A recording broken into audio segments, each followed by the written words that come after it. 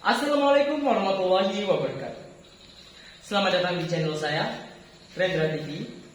Pada kesempatan kali ini saya akan membawakan cerpen yang berjudul Matinya Seorang Demonstran, karangan Agus Nur. Sebelum kita masuk ke pembacaannya, izinkan saya untuk memperkenalkan diri terlebih dahulu. Perkenalkan, nama saya Valendra Melian Fathul Rahman. Saya dari kelas 11-2, nomor absen 9. Baik, mari kita saksikan cerpen yang berjudul Matinya Seorang Demonstran.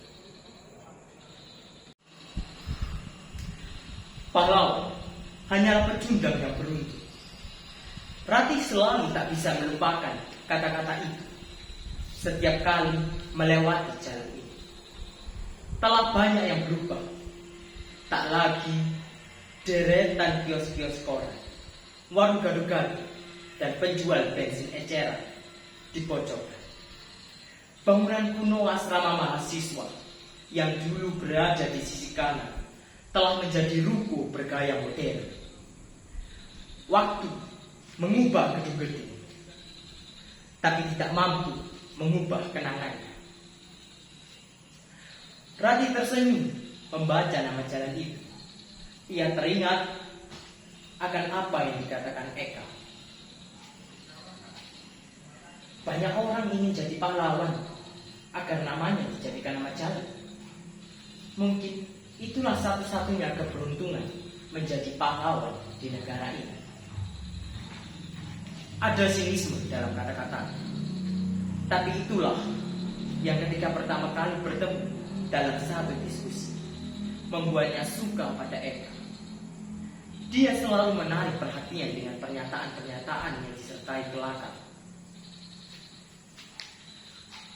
Militerisme pasti mati di publik ini.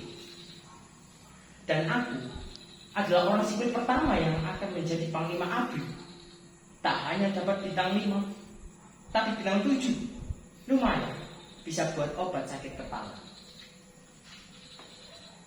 Saat itu Presiden Soeharto memang baru mendapat gelar Jenderal Besar bintang 5. Dan bintang 7 adalah merek puyer obat sakit kepala. Ratih kemudian tahu Eka seorang penulis. Mungkin itu sebabnya dia cenderung penyendiri. Aku kurang flamboyan sebagai aktivis, katanya tertawa. Dia tak suka tampil berorasi di mimbar. Mungkin sadar suara cemprengnya tak akan membuat terpesona para demonstran. Dalam perjuangan ada yang menggerakkan, ada yang memikirkan. Aku memilih yang kedua, katanya. Mimbar dan panggung itu godaan. Banyak yang tampil di mimbar hanya ingin mendapatkan sebanyak mungkin tepuk tangan. Begitu turun panggung, mereka lupa dengan apa yang mereka katakan. Ratih ingat ketika Eka mengantar pulang setelah menonton pertunjukan teater di auditorium Fakultas Filsafat. Eka yang menulis naskahnya.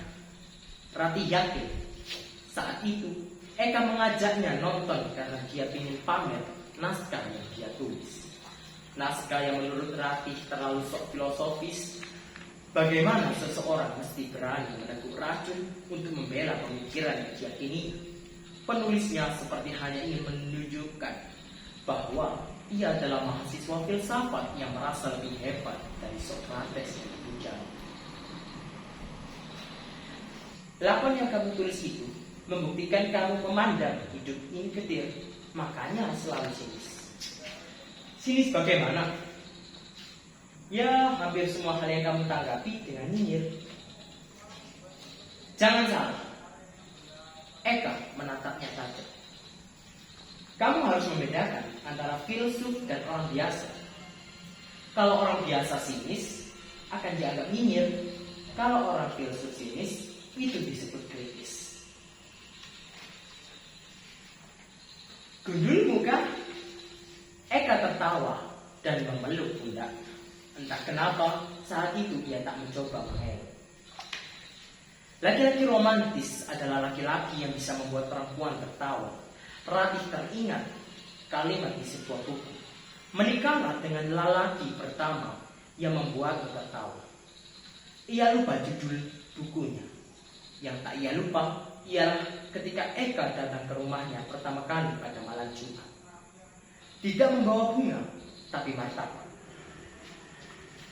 Pertama, mesti kutegaskan, katanya, aku sengaja datang malam Jumat karena tahu malam minggu kamu sudah milik orang lain. Aku tak berhak mengganggunya. Seseorang yang bahagia adalah seseorang yang diberi kesempatan memilih dalam hidup. Maka aku memberimu kesempatan agar kamu bisa memilih sendiri kebahagiaanmu. Tak peduli apakah bagimu nantinya aku pilihan kedua atau pertama. Jadi kamu sudah tahu aku punya pacar. Kalau perempuan semanis kamu tidak punya pacar, pasti ada yang salah pada selera semua laki-laki di dunia ini. Ratih tertawa.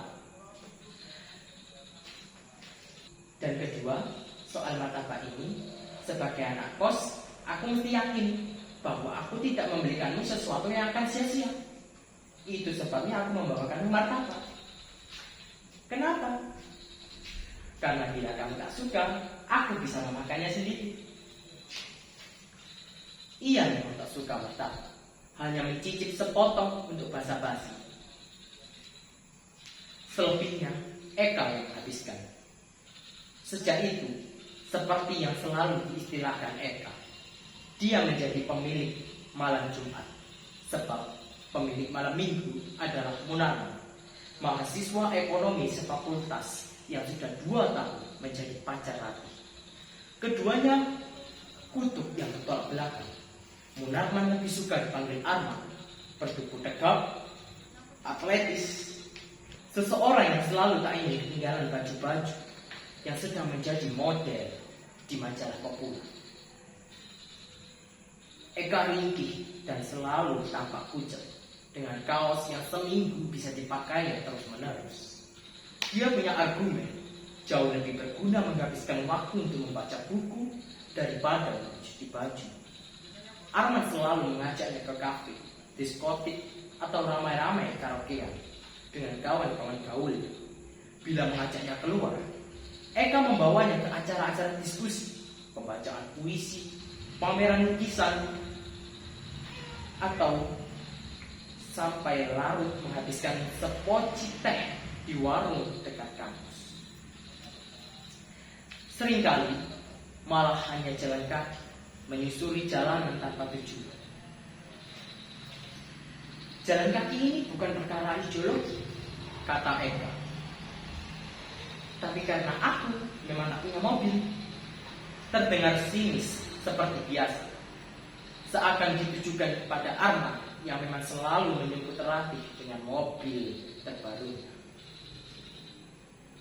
Arman anak purnawirawan, kolonel angkatan darat. Ayah Eka, guru sekolah dasar, impres di sebuah desa yang dalam ungkapan Eka tersendiri disebutnya tak akan pernah pantas dimasukkan dalam peta Indonesia saking tak belakang.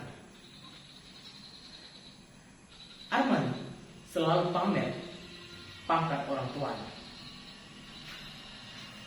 Orang-orang seperti ayah pula yang memiliki negara ini. Kelakar Arman yang kerap diulangnya dengan nada bangga. Eka begitu menghormati kemiskinan ayahnya. Aku ingin menjadi filsuf karena merasakan nasib ayahku, seseorang yang dalam hidupnya sanggup menanggung 2 penderitaan sekaligus. Pertama, karena ia guru. Kau tahu nasib guru di negara ini kan? Mulia statusnya, tapi melarat nasibnya. Kedua, karena ia beristri perempuan yang tak hanya cerewet, tapi juga galak dan menindas. Penindasan paling kontemplatif selalu datang dari seorang istri. Itu sebabnya ayahku selalu murung dan menua. Nah, ini kau tahu kenapa aku mengagumi ayahku dan Socrates. Itulah alasan filosofis kenapa aku memilih masuk fakultas filsafat. Alasan ideologisnya karena aku tertindas, sedangkan alasan praktisnya karena jurusan filsafat tak banyak peminatnya. Rati sering bertanya pada dirinya sendiri, kenapa ia bisa menyukai dua laki-laki itu. Mungkin karena bersama Arman ia menikmati hidup. Sementara dengan Eka, ia merasa ada sesuatu yang mesti diperjuangkan dalam hidup.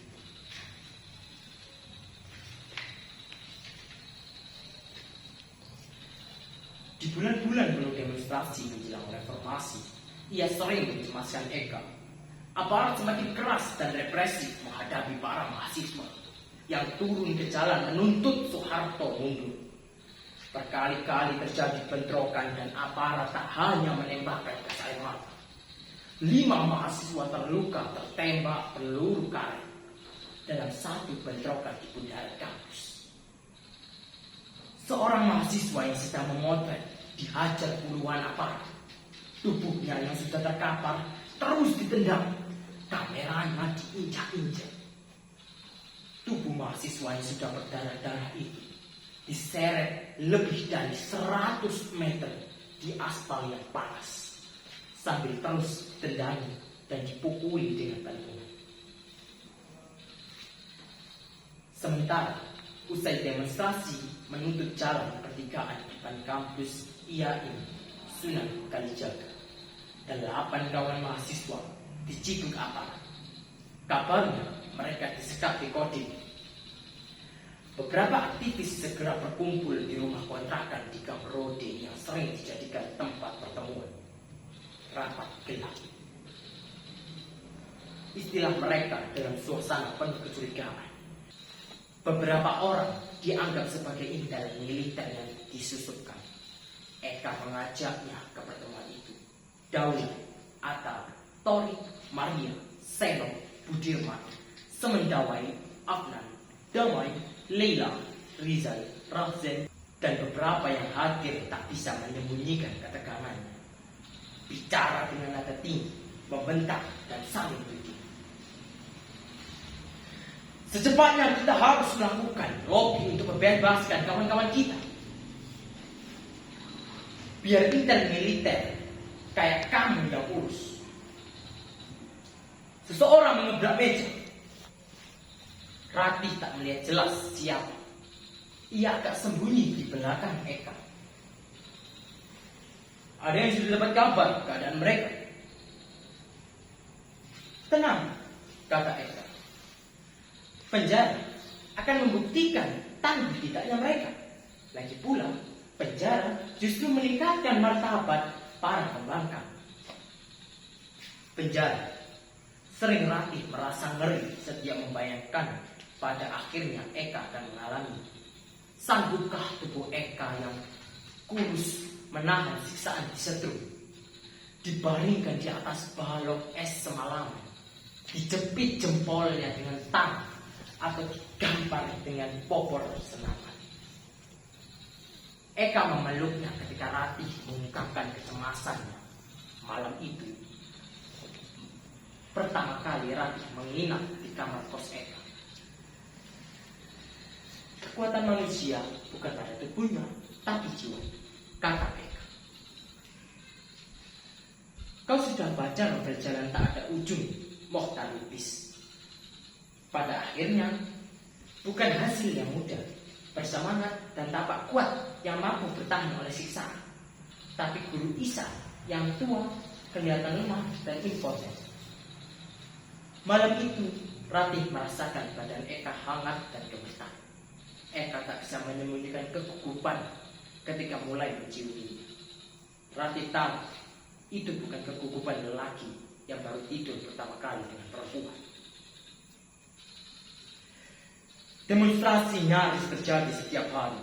Ia sering bersama Eka malam-malam keluar masuk gang-gang menyebarkan selebaran. Seperti gerilyawan kota, kata Eka.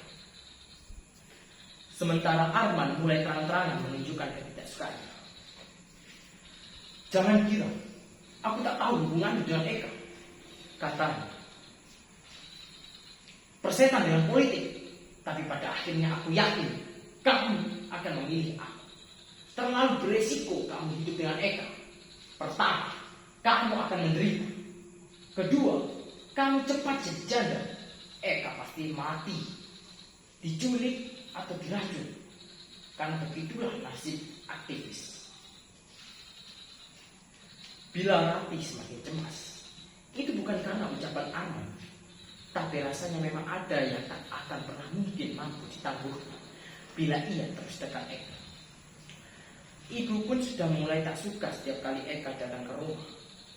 Berita-berita demonstrasi di televisi membuat ibu melarangnya pergi. Ia tak menyalahkan. Itu perasaan wajar seorang ibu yang telah bertahun-tahun hidup sendirian mencemaskan anak perempuan satu-satunya.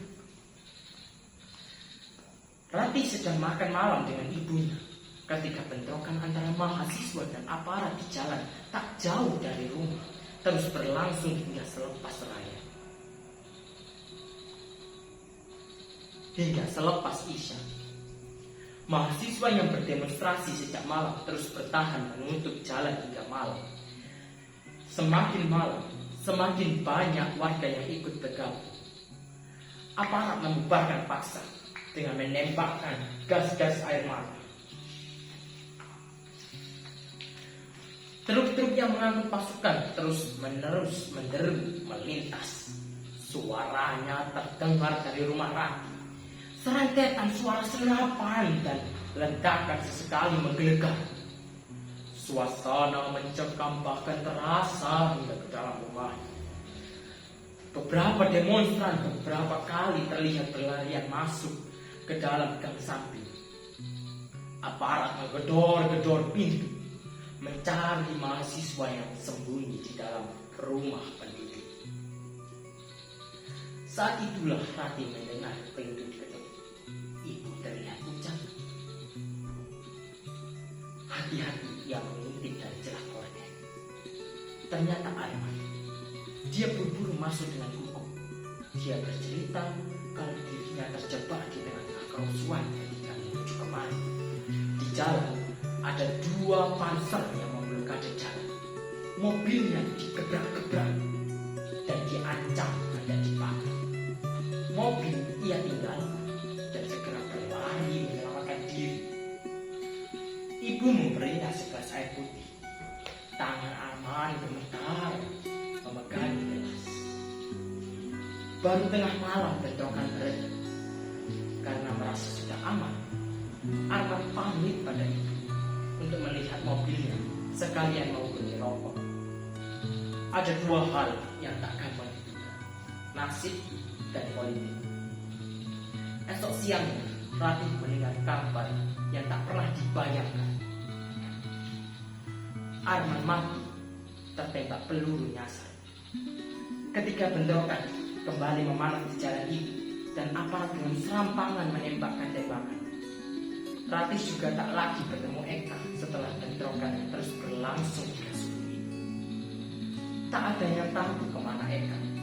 Kawan-kawannya yakin Eka diculik dan tak jelas nasibnya. Begitu lulus kuliah, Ratih memilih pergi dari kota ini, berusaha melupakan ingatan pahit itu. Hanya pulang sesekali untuk menengok ibunya. Dan setiap kali pulang, mau tak mau ia pasti melewati jalan ini. Dan kenangan itu selalu muncul kembali. Dulu ia mengenal jalan ini sebagai Jalan Sutowijaya, kini bernama Jalan Munarman. Pecundang memang seringkali lebih teruk. Sekian cerpen yang dapat saya bawakan. Kurang lebihnya saya mohon maaf. Akhir kata,